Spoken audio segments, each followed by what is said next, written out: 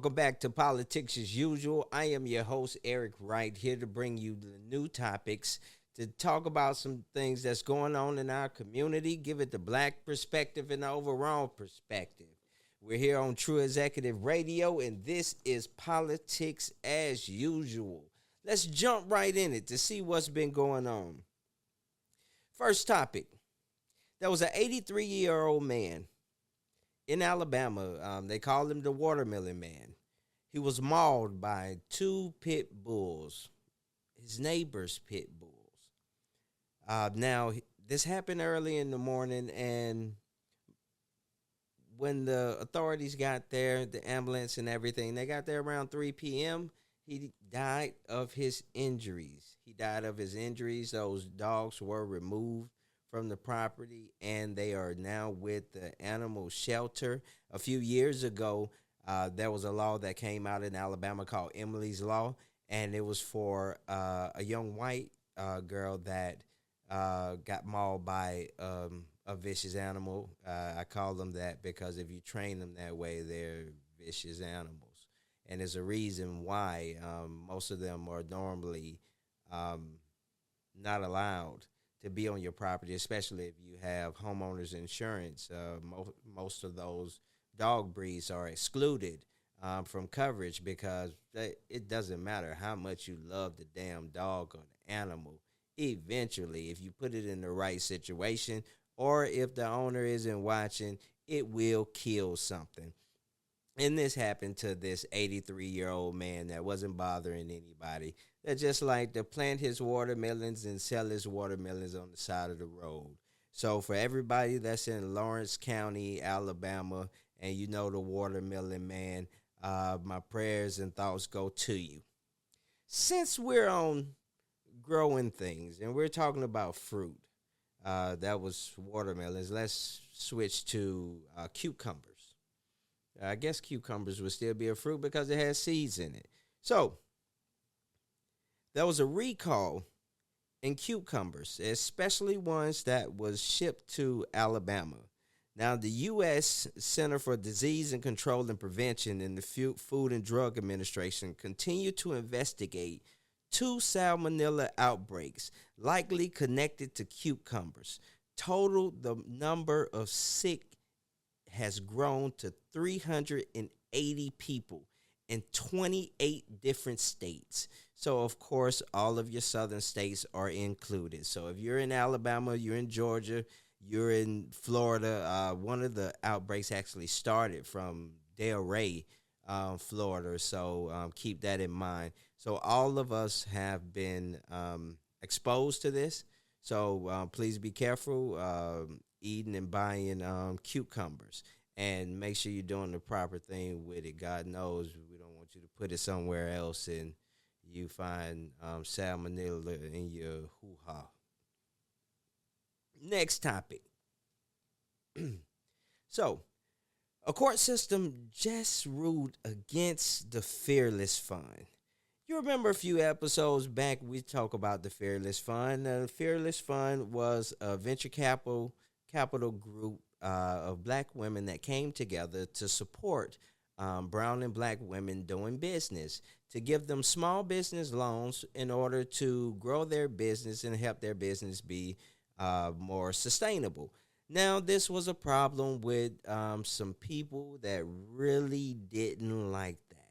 They didn't like that because black women wasn't even 1% of the people that was given any loans through venture capitalists over the last 20, 30 years.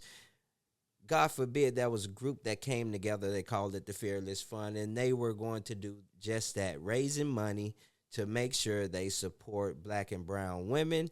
And the court ruled that it may be unconstitutional, and they used a law that was brought up in right after Reconstruction.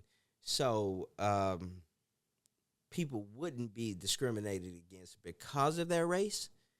So they're using this loophole that is supposed to prevent people from discriminating against black and brown people doing business, but we see that most venture capitalists, they do discriminate against black and brown women. They are less than 1% of the awardees of any loans or grants. So this was a small effort, like it was a small band effort to make sure that black women receive some funds to actually get into business. But we know that the big corporations don't like that. They want y'all black women to go back to work. They don't want y'all to start your own business. They don't want you making no money. They don't want you quitting those good jobs and working hard for them so they can stay on the golf course or on their boat. They want to make sure your black ass is still at work and not trying to open up a business with these funds. And that is the real reason why this issue continues to go to court and they continue to fight this. Speaking of fighting, we caught another factory. General Mills this time in Georgia. There's a current lawsuit that's going on right now for General Mills in Georgia for decades of racism and discrimination of their factory workers. Now, what kind of racism did they face? Was it just name calling? Nah, it went a little deeper than that. It went from seeing KKK written on the walls. It went to black workers finding a noose on their desks and also telling them to go back to Africa. And this is what shocked the hell out of me. They say from 2005 into 2021, they made a mural in the factory. And this factory mural had the Confederate leaders on there. But get this, they used the mascots from General Mills brand. So the Cocoa Puff Cuckoo Bird, portrayed as Jefferson Davis, and Chief Wendell. You probably didn't know this, but that was Cinnamon Toast Crunch, Chief Wendell. That's the mascot. But he was actually depicted as Robert E. Lee, and this is what black people had to go to work and see every time they walked into the building. I do see how that could actually be a pain in the fucking ass to see that every time you walked in, a bunch of people that wanted to keep your black ass in chains and not pay you shit, and you still have to come to work and see these people every day. That would play on anybody's mind. So that is an active lawsuit. The dollar amount that they will be awarded, we don't know yet, but I tell you what, I hope all of the racism and the petty things that were done to the people in the General Mills factory in Georgia, they get what they need. They get what they deserve. I hope they do. Next topic. Remember we spoke about child labor, and we brought up a few instances where we see child labor laws being rolled back in the different states, being lessened and dampened because there's a shortage of workers, and there's some factories that'll do anything to get some asses in the seats to make sure people do their job. Now, one such company is in Montgomery, Alabama. Well, it's Hyundai. Hyundai and it's Hyundai suppliers. Now, we brought that information up because they were caught using minor labor. Yes, a minor. Yeah. Using minor labor. Minors working 60 to 80 hours a week. Wow. They was really putting in some overtime. And these workers were ranging from 13 to 15.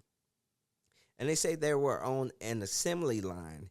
Actually, at the Smart location, it assembles different metal parts and turns them into car parts. And it's right outside of Montgomery, maybe 20 minutes away in a place called Luverne, Alabama. Then it's shipped to the factory in Montgomery, and they make it into vehicles. But again, they're looking for employees, and it's probably a minor because they don't want to pay you in the first place.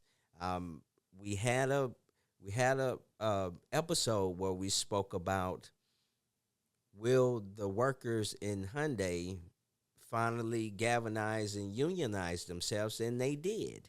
They did, and it was a fight to the end. It was definitely a fight, and now they're just building up. Um, they're building up their numbers to make sure that they can vote on their president and everything else, so they can actually have representation there. But this is why representation is needed, because if everybody turns a blind eye, they will have kids in there working their ass off, and they won't say anything. Now, remember, this is politics as usual. If you can't see through the bullshit, you always get fooled by it. Keep your head on the swivel.